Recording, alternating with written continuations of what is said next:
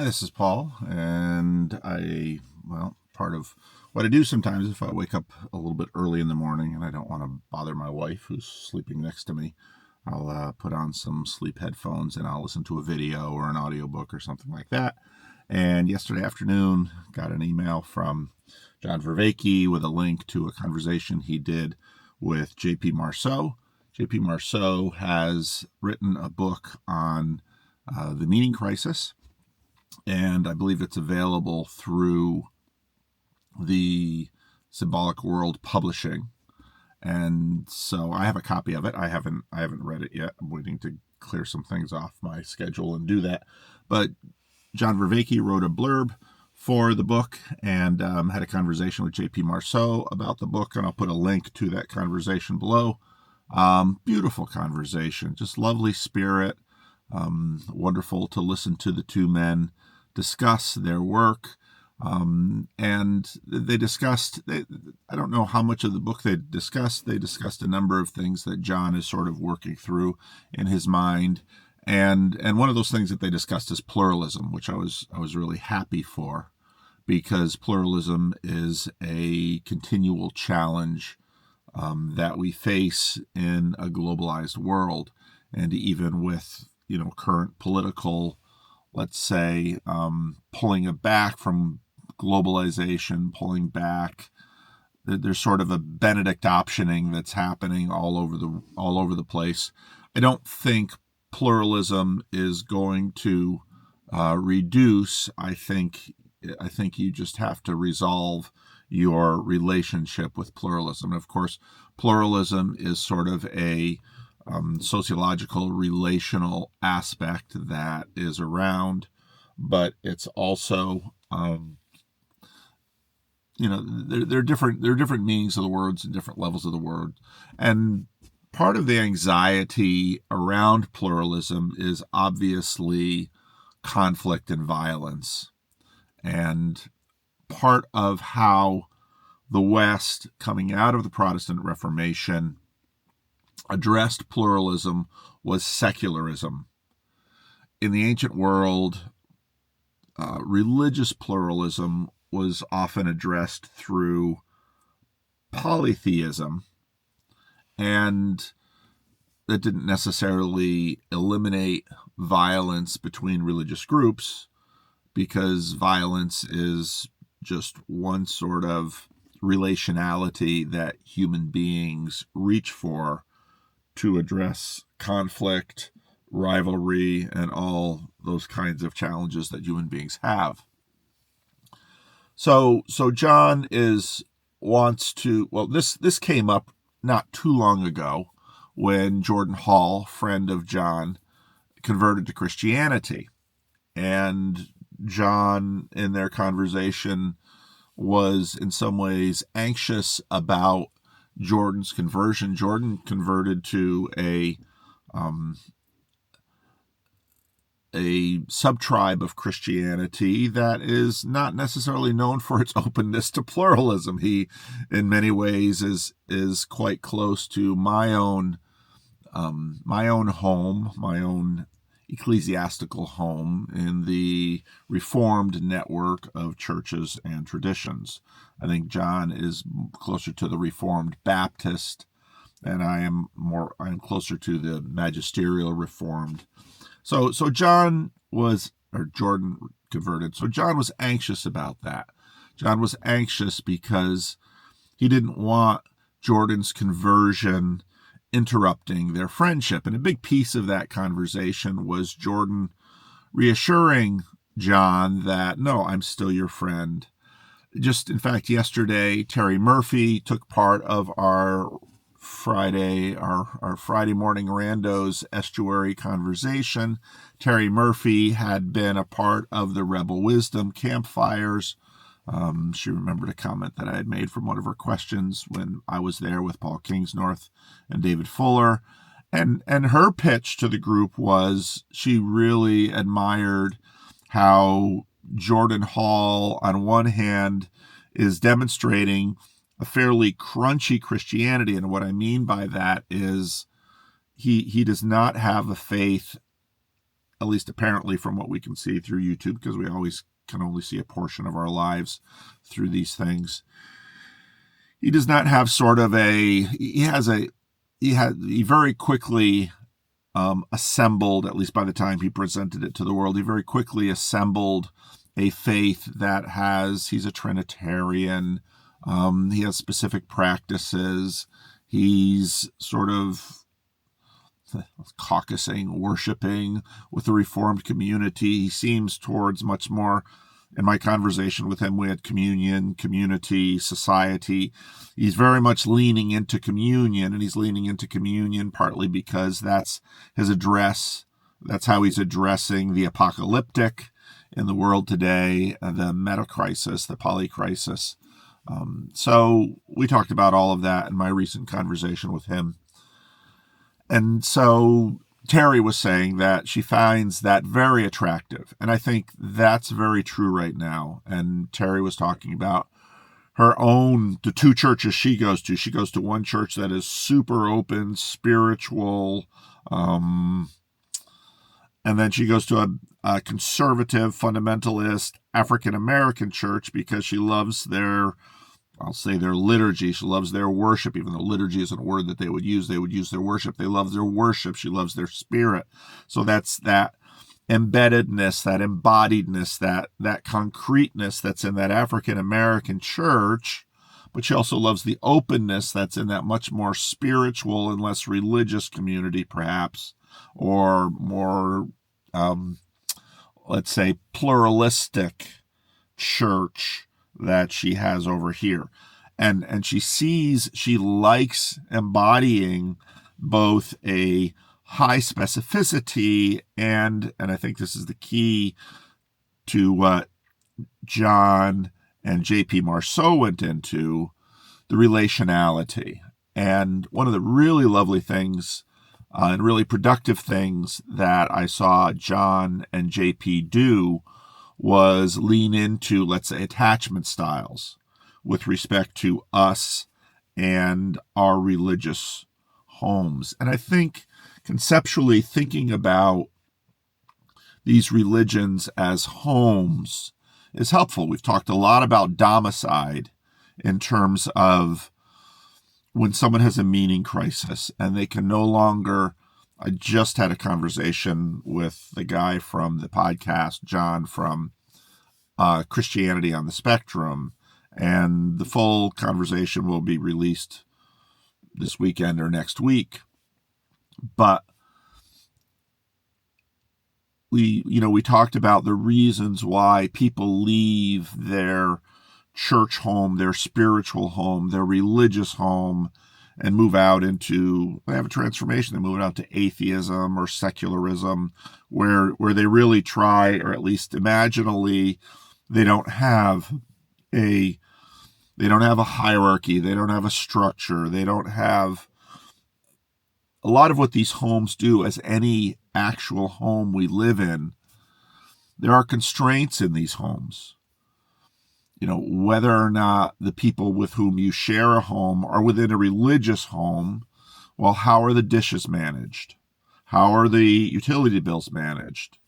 How is our time together managed? Do we sit and watch TV all the time? Do we have conversations? What provokes the conversation? Has there been an incident in the home that now will provoke, we need to have a reparative conversation in order so that there can continue to be tranquility in the home? Do I keep my room clean? How do I participate in celebrations and holidays? And in other words, in a home, there are a series of constraints and affordances, because constraints give affordances, liberations give affordances. And so what tends to happen in a deconstruction is people lean into the kinds of affordances that liberation gives instead of the affordances that constraints give. And so, well, now I don't attend religious services. Now I don't have to try to maintain publicly or privately the sexual ethic of that religious community. Now I don't need to observe the speech restraints of that. Now I don't have the financial discipline that I have as a part of that community, and I can spend my money in other ways on other things, or perhaps myself. So there's these affordances of liberation versus affordances of constraint. But we see this sort of societally. You keep having these liberation, liberation, liberation. You start starving on the affordances of constraint. Let's say sexual profligacy. Well, I can sleep with anybody I want to, and I can do anything with as many people as I want to, and nobody's going to stop me. Oh, but those affordances of liberation, you're perhaps satisfying certain fantasies and desires that you might have, but the affordances of constraint, the intimacy, the communion, all of this results in the domicide when you leave a religious tradition. And I think part of what we've seen, we've had sort of a period of liberation as a society, and people have been celebrating the affordances of liberation, but now they're starting to realize the loss of the affordances of constraint. And so they want to enter into a home that can facilitate the affordances of constraint without having it become tyrannical. And part of, obviously, the affordances of liberation, that's very akin to pluralism. I can be friends with anybody I want to. I can do anything with anyone I want to. Again, in terms of, let's say, a marriage or even a family where there's affordances of constraint, no, you have to, if you're going to be a part of this family, you have to spend time with the family. If you're going to be a part of this marriage, you have to spend time with your spouse. And that limits some of these others. And so you want to work on this. Now, I think, again, just even in the conversation, JP and John nicely modeled, and I think using the attachment language is super important. And John also in the conversation noted that there's development in terms of attachment. When, let's use a romantic relationship. When a couple is new, they've got a much more anxious attachment. And again, these attachments are usually developed.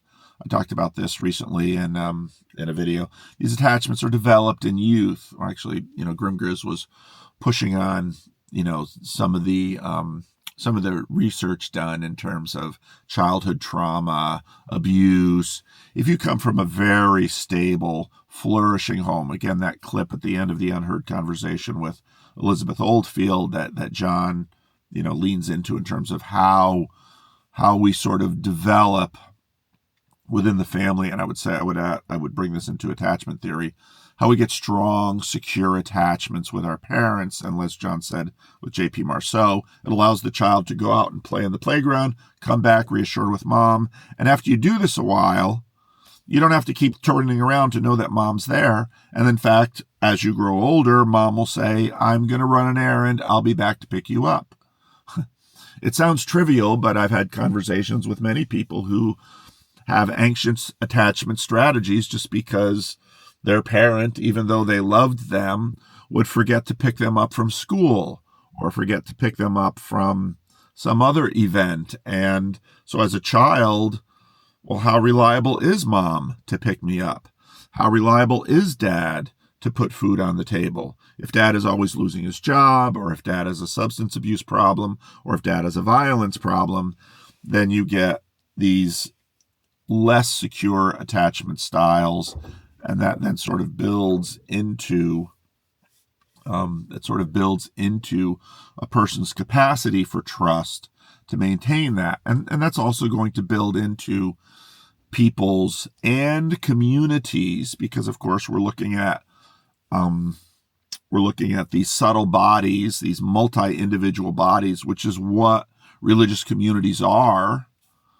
And that's going to impact their attachment styles. And now, especially where we have very pluralistic, cosmopolitan societies, where religious communities are in many ways collected via market forces, you're probably going to see more temperamental attraction in terms of the formation of some of these communities, in terms of the recalibration of some of the relational styles of these religious communities.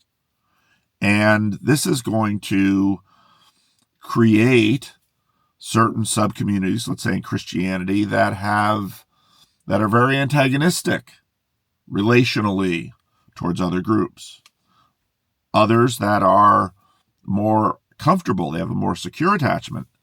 You add into that the layer of what the actual content of the religion is. And now again, John also mentioned that sort of akin to this, there's kind of a selection that happens in this. That's one of the theories about how different religions exist out there in the world. Now, if you go way back a while, I know John did see this video. I had a video with a thumbnail from the Silk Road, and I put little heads of some of the major people that we talk with and talk about in the corner. And because, again, one of my theses is that, similar to what John had said with respect to syncretism, because religions are an embodied thing, okay? They certainly are propositions, and those propositions do act in some ways as foundations, but those propositions really live among us in embodied ways. And you not only have sort of the propositions of the religion, but you have the sociology of religion and other human sociologies and psychologies that are at play. And a lot of what that means is that the major world religions have been conversing with each other for a very long time. And again, it's my thesis, sort of a la Tom Holland, extending from some of the work that he did in Dominion. Christianity has been impacting. Jesus has been getting smuggled into the other religions for a very long time. Jesus went very far. Christianity went very far east. The Mongol Empire went to China, went to Japan, fairly early on. You have the ancient Eastern Church. So there's actually been a very long history of, within human beings and within the sociologies of religion, Christianity interacting with Buddhism and with many other religions. And what that means is that the kinds of dynamics that you get in sociology of religion is going to impact the expression of the traditions. And Islam, Christianity, Judaism, these are the, I know obviously the most about Christianity. Christianity has within it elements of affordance for violent self-protection that comes out, and it's usually brought out in debates, let's say with atheists. Recently I watched the conversation with Sam Harris and Tom Holland, and one of the things that, we always expect the Spanish Inquisition when we listen to Sam Harris, or when we listen to many of these things, because Christianity has had very violent episodes. Islam, of course, has had that.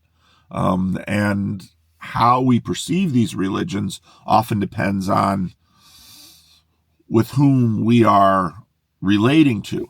These tensions are in the Bible. I just finished reading with my men's Bible study the book of Ruth, where a young Moabite widow named Ruth, together with this Moabite widow, is seen to be more virtuous than Israel. And that's coming after the book of Judges, where Israel is just a catastrophe with respect to virtue and with respect to faithfulness to the covenant. And the fact that it's a young Moabite woman who has married an Israelite, this sort of harkens back to stories in the Pentateuch where the young men of Israel were marrying Moabite women, and this was causing a problem. And so you had a lot of violence, and that's where you get the idea of zeal. Phinehas was zealous, and and then there's this, the scene there's a man and a woman copulating. She's a Moabite woman. He's an Israelite man. And the spear goes through the tent, through the man, through the woman, into the ground. And there's sort of this dynamic. Oh, violence. And this is, okay, racial or ethnic, against racial or ethnic syncretism, against pluralism. We want Israelite purity. And so you see the tensions in the Old Testament, high purity at the time of Ezra, anxiety because of course, the Assyrian assimilation and mixture that it had, the destruction of the northern kingdom. So Ezra is very much, against intermarrying. But then you have books like Ruth and Jonah, which are much more open. And so you have these within religions. And that makes sense because, again, liberation versus constraint. You have these affordances within individuals. So you have these affordances within religions. And a lot depends on the contextuality, which sort of moves that the religions have within themselves will be brought out and used, which will sort of climb the salience hierarchy. And that's deeply contextual. And again, I just made a video that'll come out Monday or Tuesday with Cale Zeldin, who did some commentary on the Jordan Peterson, Jordan Hall, John Vervaeke conversation where Cale sort of continues to go into the hospitality thing. We have these rituals. We have trust. Over the last 5, 6, 7 years, John Vervaeke, Jonathan Peugeot, and I have developed relationships of trust with each other. It doesn't mean we don't have differences, but the trust is a religion of constraint because, well, we will not say anything to each other. We have in some sense, a commitment to friendship, bonds between each other, which constrains our words, but that the affordance of constraint actually, there's so much to these things. The constraint actually allows us to say things that we might not say if we didn't have the bonds of friendship. And so then you get the sense of sort of inside and outside of relationships, of communal houses and communities. You can say things, you don't say certain things to members within your household because of the constraint, but the constraint also affords things that you can say that you couldn't say if you didn't have the container of the relationship and the home. An example of this with John Vervaeke and I is we often differ on, when we talk about two worlds mythology, afterlife, these kinds of things.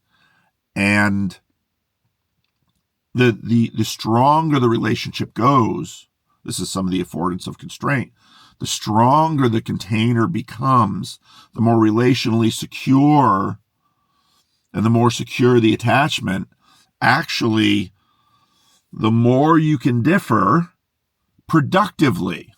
Whereas if there isn't that secure attachment, if there isn't a strong container, disagreements provoke less productive ways of relating to one another. And so that's part of the affordance of constraint and the affordance of liberation. They're both real, but fortunately you have options in there. And what we do as human beings is that we continue to modulate between them. So let's say, is that everything I wanted to say? It was a great conversation. Really enjoyed it. There are other things beyond what I've talked about here, so I very much recommend that you watch it. It's on JP's channel, so it's smaller. John will probably put it on his channel at some point. It was a good conversation. But what that is to say, I think, is, I'm probably more known for, and so when I started my videos, of course, people didn't know me as well. And within my own denomination, let's say the Christian Reformed Church, you also have a sort of a spectrum of people who are, let's say, more leaning into I want to be careful with the attachment language, because there's always sort of a hierarchy that develops.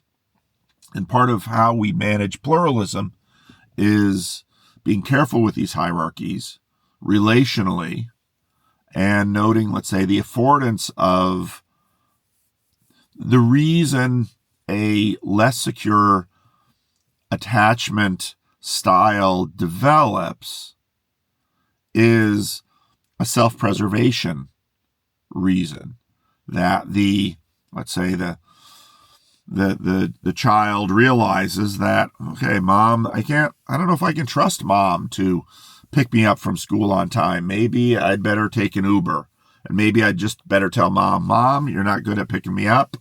Why don't you just, give me a credit card number and attach it to an Uber, or give me some money and I'll pay someone else's mom a little bit of gas money to drive me home after sports practice or something after school. Or maybe I'll take the bus, get me a bus pass. So these attachment styles develop for a reason. They develop for a reason because of the context, because of the container. An insecure or anxious attachment style, or chaotic attachment style, that's in some ways akin to a context of an approach like liberation. I'm going to be freer from mom. I can't rely on mom. I need to do it this way.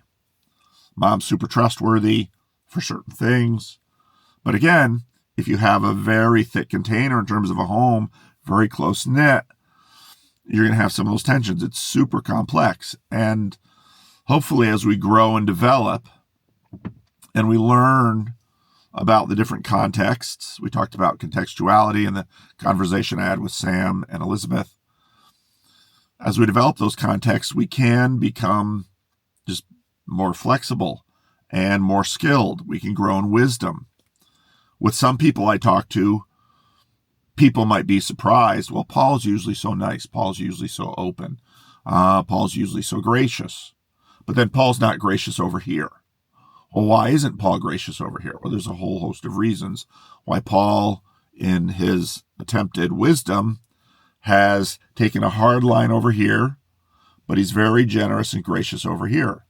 And of course, in this context of YouTube, where we are playing this out in front of an enormously open, wide audience, and there's a comment section, well, when Paul is open towards these people, that makes these people anxious. And I had that right away when I first started talking to John Vervaeke.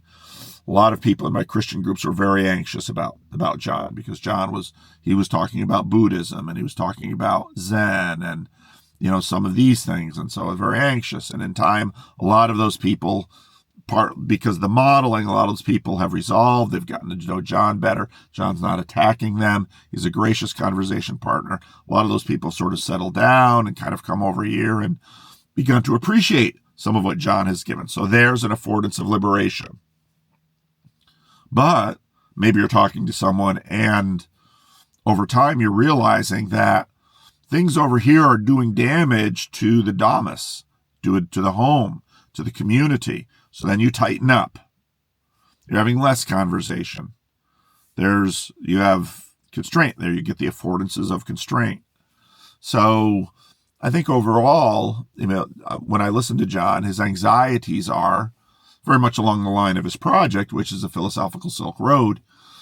If suddenly there are all sorts of national borders and checkpoints and countries that are in conflict, and they're saying, no, John, you have a Canadian passport, the tyrannical Canadian government and their imperialistic ways. You're not allowed to come in here because you have a Canadian passport. Oh. So these things are all ways that religions work, that people work, that all of our little groups work. And so the pluralism is always something that we contend with. And actually, the other point, I didn't make one of the other points that I thought about quite a bit when I was listening to the video, is it's related, and I like the relational metaphors to use with respect to this. But the reason certain styles of dealing with pluralism are not respected is because, and again, this stuff is it's so interesting how this, you need the affordances of constraint, because often there's sort of a weak case and a strong case. Strong cases provoke communities of constraint. And so, whenever I have a conversation with John Vervaeke about something we differ with, let's say, because we have a container and a relational container together that affords, so the constraint affords freedom, because these things are nested. So in a strong container, you can actually, the affordances of constraint, there's an aspect that's like liberating. I could say things to John because we have a relationship that I won't say in the first one or two conversations with a new person. John can make a strong case. Strong case is important. John can say, I don't think that's real. Now, within a relationship, when he says to me, I don't think that's real, he is expressing love to me. And you might say, well, how is it love if he's telling me that maybe something I believe, that's something I cherish, that's something that's sensitive to me, and if he says, I don't think that's right, I don't think that's real, that feels threatening.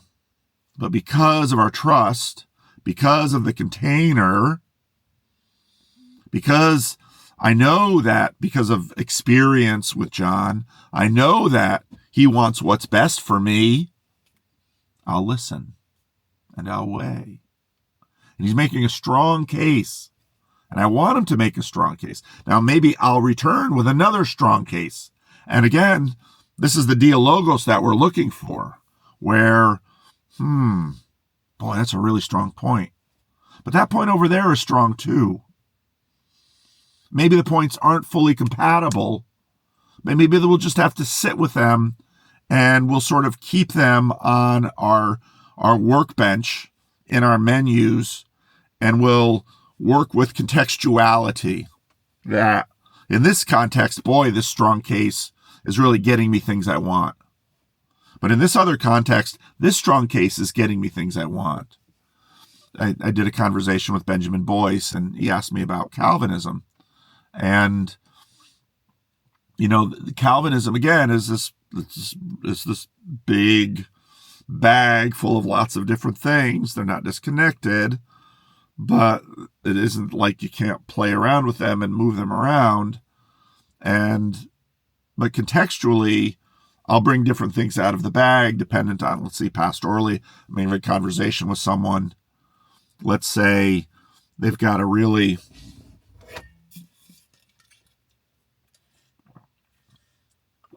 being a good member of the household. I do this in the car because people are asleep. And if you've been with me in real life, I have a very loud voice. And so I get excited when I talk about these kinds of things. So this car is a container for me right now in my garage. It's a sound container so that I can talk loudly, and the garage door is closed and my bedroom's at the other end of the house and that door is closed. Now, my wife might get up and wonder, well, where did he go? And then she's going to look around for me and be like, he's always usually here in the mornings. And so then she'll open the garage door and then she'll see, oh, his car's here. Oh, he's sitting in the car. Oh, he's sitting in the car talking to a camera. Oh, he's making a video. Oh, okay. Well, I'll sit down and, do her morning thing. So again, you have all these nested constraints. Well, where was I going with this? The strong case. So John and I can, or contextually, I'll sit down with someone in a pastoral situation, and let's say they're struggling, they've got an insecure, they're experiencing an insecure attachment style with God. And they're anxious about, again, one of the issues that I talked about this in the video I made, I still got to put it in, no ads for this weekend, but they're anxious about, let's say, eternal consequence, divine judgment, these kinds of things. Well, Calvinism has some pretty strong tools for assurance of salvation. And I can bring out the Heidelberg Catechism, misery, deliverance, gratitude. And I can talk about the first question and answer in the Heidelberg Catechism. I can bring this to the person. I say, okay, I know you've screwed up something in your life. You're anxious about consequence, both now in the seculum and in eternity. And I can talk about God's grace, unmerited favor of God's grace. I can talk about, divine election, how from the foundations of the world he chose you and he loved you. And again, people hear that and they're like, well, what about this and what about that? Well, yeah, lots of whatabouts with respect to these issues. But pastorally, in this moment, in this context, they really need that. That isn't to say all truth is, that isn't relativism. It's contextuality, and we're always working that. And these contexts are, deeply relational. And so, well, will he believe me? Well, he's a minister. So, there's a context. So, John and I have a disagreement. And in fact, that's when I think about why I've gone about what I've done with the tools that I have towards building what I have at least contributed to relationally, in terms of a relational network, in terms of this little corner of the internet, in terms of the live streams, in terms of estuary and all of this, you can see that what I've really wanted to build with people is our relational containers and to make them as strong as possible. Now, it's a tremendous challenge to do that on something like the internet. The internet has tremendous affordances of liberation. You're free to click here. You're free to click there. You're free to stop watching my videos.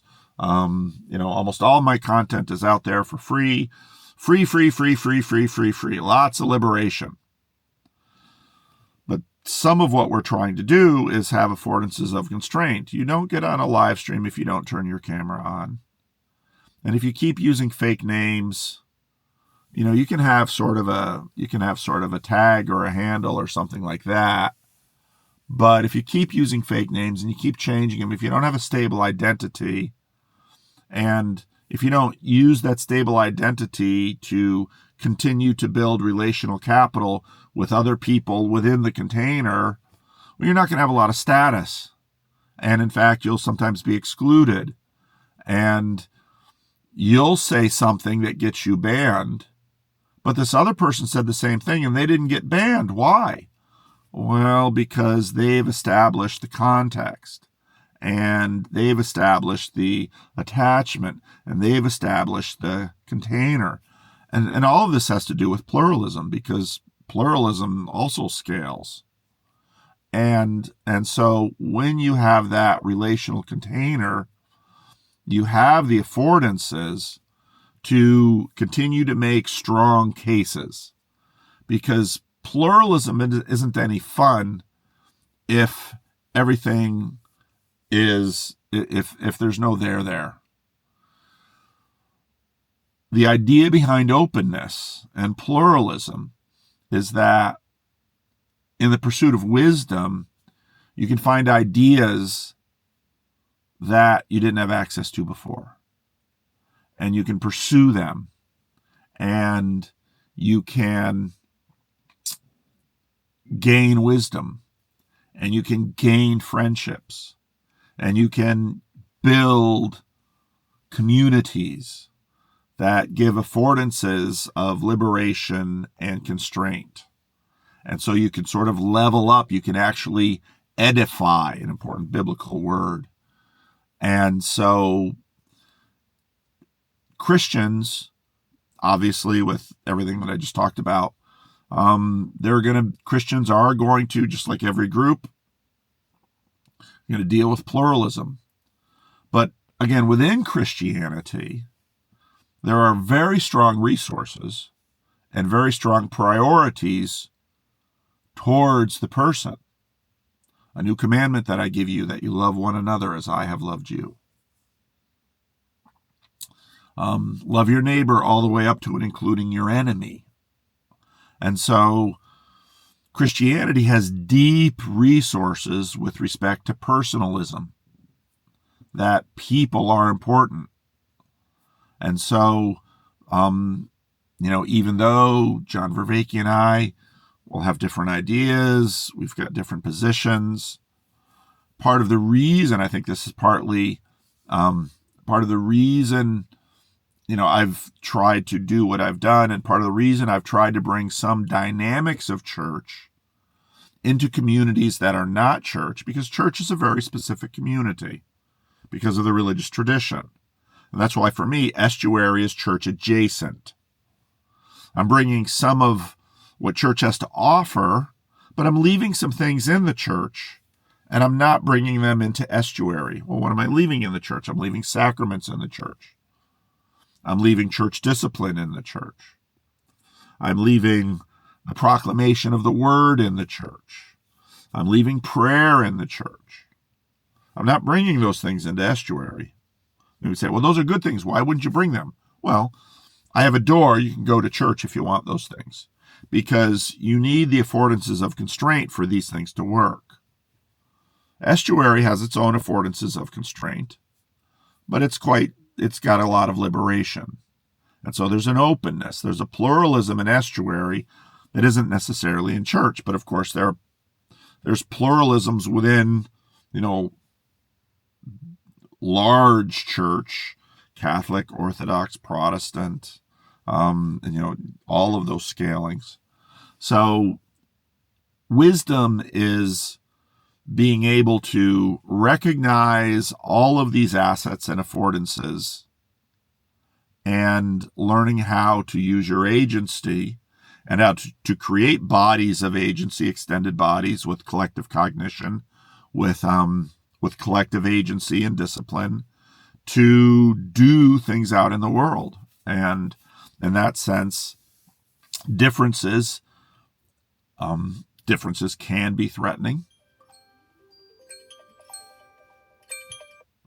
I just set a timer for something, and so I have to go attend to it. So it's probably a good time to... Differences are important. They can be threatening, but this is all in the management of differences. So excellent conversation with John and JP. I'll put the link below, and I hope the sound was okay in this, but it is what it is. Thanks for watching. Leave a comment.